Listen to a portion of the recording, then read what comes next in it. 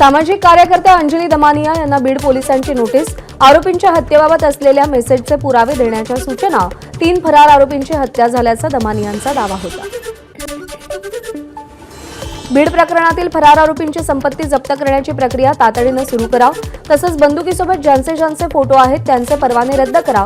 सीआयडीचे अतिरिक्त महासंचालक बुर्डे यांना मुख्यमंत्री देवेंद्र फडणवीसांचे आदेश। फरार आरोपींमध्ये वाल्मिक कराड याचे नाव आहे का? कराडची संपत्ती जप्त होणार का? अंजली दमानियांचा मुख्यमंत्री देवेंद्र फडणवीसांना सवाल। आमदार जितेंद्र आव्हाडांविरोधात एक्स पोस्ट केल्यानं रुपाली ठोंबरेंविरोधात गुन्हा दाखल। बीडच्या शिवाजीनगर पोलीस ठाण्यात गुन्ह्याची नोंद। आव्हाड समाजात तेढ निर्माण करण्याचा प्रयत्न करत असल्याचं चॅट ठोंबरेंकडून पोस्ट। बीडमधली घटना गंभीर, मुख्यमंत्री दोषींना सोडणार नाहीत। मुख्यमंत्र्यांसमोर कोणीही डावं उजवं नसतं, चंद्रकांत पाटील यांची प्रतिक्रिया। मंत्रिपदाची शपथ घेतल्यानंतर चंद्रकांत पाटील पहिल्यांदाच कोल्हापूरमध्ये। भाजप कार्यकर्त्यांकडून चंद्रकांत पाटील यांचं जंगी स्वागत। नाराज कार्यकर्त्यांचा उत्साह वाढवण्याचा सुधीर मुनगंटीवार यांचा प्रयत्न। आयुष्यात धुकं येतं पण हे धुकं परमनंट नसतं, मुनगंटीवारांचं वक्तव्य। मुनगंटीवारांना मंत्रिपद न मिळाल्यानं कार्यकर्ते नाराज होते। आमदार उत्तमराव जानकर यांनी पुण्यामध्ये शरद पवारांची भेट घेतली। शिरूरचे माजी आमदार अशोक पवार यांनीही शरद पवारांची भेट घेतली। येणाऱ्या काही दिवसात राहुल गांधी शरद पवार यांच्यासोबत निवडणूक आयोगाकडे जाणार। त्या संदर्भात शरद पवारांची भेट घेतल्याची उत्तम जानकर यांची प्रतिक्रिया। सुरेश धस यांच्या वक्तव्याविरोधात प्राजक्ता माळीची महिला आयोगाकडे तक्रार। मुख्यमंत्र्यांची भेट घेऊन कठोर कारवाईची मागणी करणार, प्राजक्ता माळीची माहिती। प्राजक्ता माळीबाबत जे काही घडतंय ते निषेधार्ह, निकोप सुदृढ समाजाचा आग्रह धरूया। महाराष्ट्राची हास्यजत्राचे दिग्दर्शक सचिन गोस्वामींची प्राजक्ता माळीच्या समर्थनात फेसबुक पोस्ट। कलाकार हा कलाकार असतो, त्याचं नाव कोणासोबत जोडून त्याची बदनामी करणं चुकीचं। नृत्यांगना गौतमी पाटीलकडून प्राजक्ता माळीच्या भूमिकेचं समर्थन। पुण्यामध्ये भिंतीला हिरवा रंग देऊन हार फुलं चढवण्याचा प्रकार व्हायरल व्हिडिओनंतर खासदार मेधा कुलकर्णींनी हिरव्या रंगावरती भगवा रंग दिला। सदाशिव पेठेतील ज्ञानप्रबोधिनी शाळेच्या शेजारचा प्रकार। निवडणुकीनंतर 2 महिन्यात लाडक्या बहिणींच्या अर्जात 26 लाखांनी वाढ। डिसेंबरमध्ये हप्त्यापोटी 3689 कोटी रुपये खात्यात जमा। मार्चपासून लाडक्या बहिणींना 1500 ऐवजी 2100चा हप्ता मिळण्याची शक्यता। भाजपच्या प्रदेश प्रभारी पदाची जबाबदारी सोपवण्यात आल्यानंतर रवींद्र चव्हाणांनी सप्तशृंगी देवीचं दर्शन घेतलं। मंदिर प्रशासनाकडून चव्हाणांचा सत्कार। मुस्लिमांनी काशी आणि मथुरेवरचा दावाही सोडावा, विश्व हिंदू परिषदेचे सहसचिव सुरेंद्र जैन यांचा सल्ला। दावा सोडल्यास इतर ठिकाणी वाद घालणार नाही, जैन यांची हमी। राज्यभरातील सगळ्या ग्रामपंचायतींचं 3 दिवस कामकाज बंद राहणार। सरपंच हत्या प्रकरणाच्या निषेधार्थ 31 डिसेंबर ते 2 जानेवारी दरम्यान कामबंद आंदोलन। महाराष्ट्र प्रदेश सरपंच संघटनेचं मुख्यमंत्री देवेंद्र फडणवीसांना निवेदन। धारावी पुनर्विकास प्रकल्प प्रायव्हेट लिमिटेडचं नाव बदलून नवभारत मेगा डेव्हलपर्स प्रायव्हेट लिमिटेड। पुनर्ब्रँडिंगचा भाग म्हणून प्रकल्पाचं नाव बदलल्याची माहिती। आरटी प्रवेशाच्या 25% राखीव जागांवरील प्रवेशासाठी खासगी शाळांची नोंदणी प्रक्रिया पूर्ण होण्याच्या मार्गावर। त्यानंतर 1 जानेवारीपासून शालेय शिक्षण विभागाकडून आरटी प्रवेशाचं पोर्टल सुरू होणार।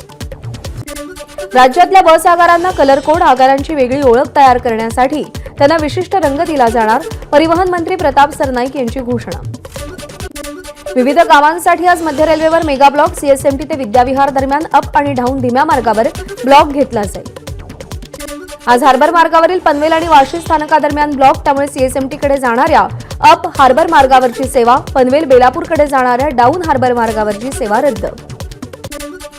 नागपुरातील दिघोरा गावात एका नराधमाकडून 2 चिमुकल्या मुलींचा विनयभंग। नराधम रवींद्र पसारेला अटक। घरासमोर मुली खेळताना खेळण्याचा आमिष दाखवून विनयभंग। मुरुड तालुक्यातील कोर्लई इथं अल्पवयीन मुलीवरती बोटीमध्ये लैंगिक अत्याचार। रौदंडा पोलीस स्थानकात आर्यन कोटकवरती गुन्हा दाखल। गोंदियाच्या देवरीमध्ये चुलीजवळ बसून अभ्यास करताना लागलेल्या आगीत होरपळून 19 वर्षीय मुलीचा मृत्यू। थंडीपासून बचाव करण्याकरता चुलीजवळ बसून ती अभ्यास करत असताना अचानक आग लागली। रोहामधल्या बोरघर गावामध्ये 2 सख्ख्या भावांना ठेकेदारांनी मारहाण केल्याचा प्रकार। रोहा पोलीस ठाण्यामध्ये गुन्हा दाखल। रस्त्याच्या वादातून मारहाण झाल्याचा आरोप। नववर्षाच्या पार्श्वभूमीवर शांतता आणि सुव्यवस्था राखण्यासाठी नवी मुंबई पोलीस सज्ज. पनवेल आणि उरण परिसरामध्ये होणाऱ्या रेव्ह पार्टीवर पोलिसांची करडी नजर असेल. नाताळच्या सुट्ट्या आणि वर्षातील शेवटचा रविवार असल्यामुळे शिर्डीमध्ये भाविकांची गर्दी. 31 डिसेंबरला साई मंदिर दर्शनासाठी रात्रभर खुलं ठेवण्याचा निर्णय. तळ कोकणातील समुद्रकिनारे पर्यटकांनी गजबजले. समुद्र पर्यटनासोबत किल्ले आणि मंदिरांमध्येही पर्यटकांची गर्दी. पंढरपूरमध्ये ऑनलाईन दर्शन बुकिंग 2 जानेवारीपर्यंत बंद. सलग सुट्ट्यांमुळे प्रचंड गर्दी असल्यानं मंदिर समितीचा निर्णय.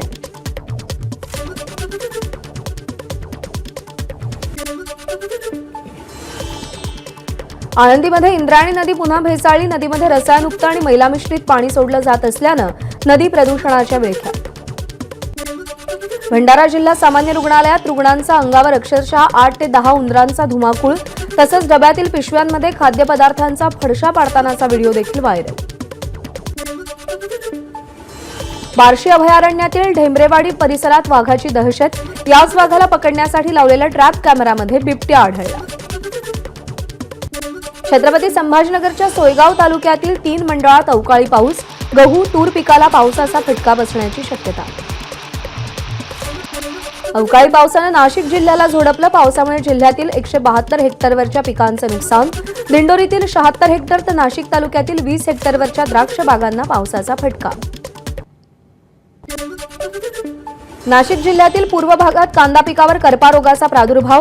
काल झालेल्या पावसामुळे पुन्हा धुक्याची चादर पसरू लागल्यानं बळीराजाच्या चिंतेत वाढ. सततच्या वातावरणातील बदलामुळे नाशिक जिल्ह्यातील द्राक्ष बागांना मोठा फटका.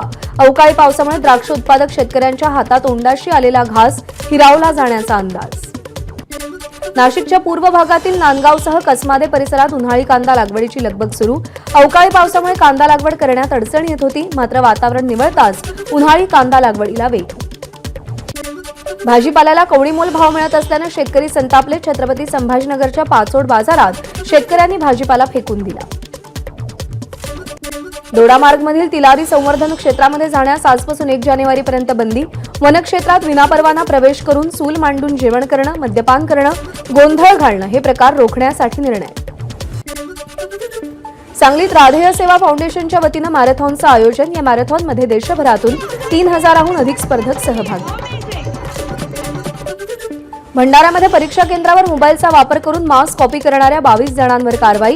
कांद्री येथील श्री संत गजानन महाराज प्रशासकीय महाविद्यालयात विद्यापीठाच्या भरारी पथकानं धाड टाकली असता प्रकार उघडकीस. कल्याण फाटा इथून चोरीच्या रिक्षांची खरेदी करून नाशिकमध्ये बनावट नंबर प्लेट लावून वापर. नाशिकच्या गुन्हे शोध पथकानं सापळा रचून रिक्षासह चालकांना ताब्यात घेतलं. विदर्भ आणि मराठवाड्याला जोडणाऱ्या पैनगंगा नदीच्या पुलावरून सिमेंट घेऊन जाणारा ट्रक नदीपात्रात कोसळला. खड्डा चुकवताना ट्रक चालकाचं नियंत्रण सुटल्यानं दुर्घटना. अपघातात चालक गंभीर जखमी. खडीनं भरलेल्या भरधाव डंपरनं एका महिलेला आणि म्हशीला चिरडलं. या अपघातात महिला आणि म्हशीचा जागीच मृत्यू. नाशिकमधील कळवणच्या कुंडाणे गावाजवळची घटना. नंदुरबारच्या सातपुड्याच्या दुर्गम भागातील सावऱ्या डिगर इथं स्थानिक गुन्हे शाखेची कारवाई. अवैधरित्या साठा करून ठेवलेला 4 लाखांचा दारू साठा जप्त. अवैध रेती वाहतूक संदर्भात लवकरच अपेक्षित कारवाई केली जाईल. महसूल मंत्री चंद्रशेखर बावनकुळेंचा इशारा. बावनकुळेंच्या इशाऱ्यानंतर महसूल विभागाची जळगावमध्ये अनेक ठिकाणी धाड. 10 ट्रॅक्टर जप्त. महाकुंभ मेळाव्याची बनावट वेबसाईट करून भक्तांची लूट करणारे अटकेत. 4ही आरोपी वाराणसीतील एका सॉफ्टवेअर कंपनीमध्ये कामाला. नामांकित हॉटेलचे फोटो लावून आरोपी भक्तांकडून अतिरिक्त पैसे उकळायचे. काश्मीरमध्ये बर्फवृष्टी. जनजीवन विस्कळीत. बर्फवृष्टीमुळे विमान उड्डाणं, रेल्वे सेवा तसंच जम्मू श्रीनगर महामार्ग बंद. यमुनोत्री धाममध्ये बर्फवृष्टी. सर्वत्र बर्फाची चादर. रस्त्यावरती 2 फुटांपर्यंत बर्फ साचला. केदारनाथ धाम परिसरामध्ये 2.5 फूट बर्फ साचला. नंदीवरही बर्फ साचला. मंदिराच्या सुरक्षेसाठी आयटीबीपी आणि पोलीस तैनात. बद्रीनाथ धाममध्ये सर्वत्र बर्फाची चादर. मुख्यमंत्री पुष्करसिंग धामी यांच्याकडून एक्सवर व्हिडिओ पोस्ट. बर्फवृष्टीमुळे श्रीनगर विमानतळ बंद. बर्फ साचल्यामुळे अनेक रस्तेही बंद. जम्मू काश्मीरच्या डोडामध्ये बर्फवृष्टीमुळे रस्ता ठप्प. पर्यटकांना सावधगिरीनं प्रवास करण्याचा सल्ला. जम्मू काश्मीरमधल्या अनंतनागमध्ये बर्फवृष्टीमुळे अडचणी वाढल्या. वाहनांवर 3 फुटांपर्यंत बर्फ साचला. जम्मू काश्मीरच्या पूंछमध्ये बर्फवृष्टीमुळे वाहतूक ठप्प. रस्त्यावरचा बर्फ हटवण्याचं काम सध्या सुरू आहे. जम्मू काश्मीरच्या अनेक भागात सतत बर्फवृष्टी, भद्रावाहमधील पर्यटन स्थळांवर बर्फाची चादर. श्रीनगरच्या लाल चौकात पर्यटकांची गर्दी, जम्मू काश्मीरमधील पर्यटन स्थळांना भेटी देण्यासाठी नागरिकांची मोठी गर्दी. बर्फवृष्टीमुळे चक्रातातील सर्वच हॉटेल्स पर्यटकांनी गजबजली, बर्फाचा आनंद घेतानाचे व्हिडिओ व्हायरल.